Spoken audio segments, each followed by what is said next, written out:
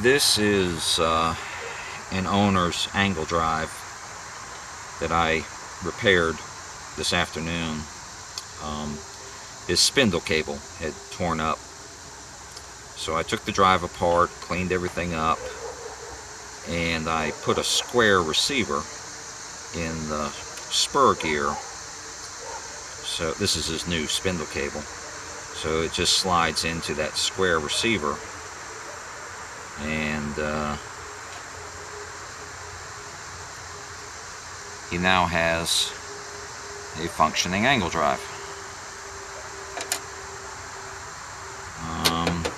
I also, this is a Smith's Industries original angle drive,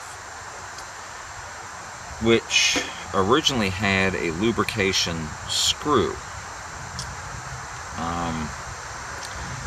which is upside down. This is how the drive sits in the car, so the screw is underneath. So to lubricate the drive, you have to unscrew the lower speedometer cable, rotate it up like that, and take the lubrication screw out to put some oil in, which is crazy.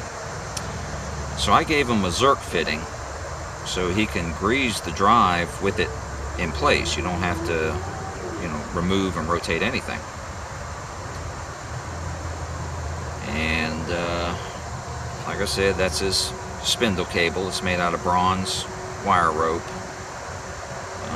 Should outlive him, but if it doesn't, you see, it's really no big deal to make a new cable and just slide it in.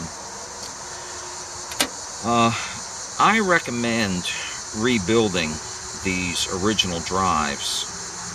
All the vendors now are selling replacement drives that are 1-to-1 gear ratio, which causes your angle drive to read about 10% too low.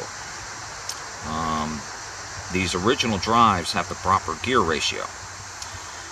The proper gear ratio is 8 spindle cable revolutions gives you 9 lower speedometer cable revolutions. It's an 8 to 9 gear ratio. Whereas all these replacement angle drives that everybody's selling now are a 1-to-1 ratio. And that throws your speedometer off. But if you rebuild one of these original drives, you'll have the proper gear ratio to give you your proper speedometer reading. But that's how you rebuild an angle drive. It's not hard. And like I said, I did this afternoon. But that is his repaired angle drive.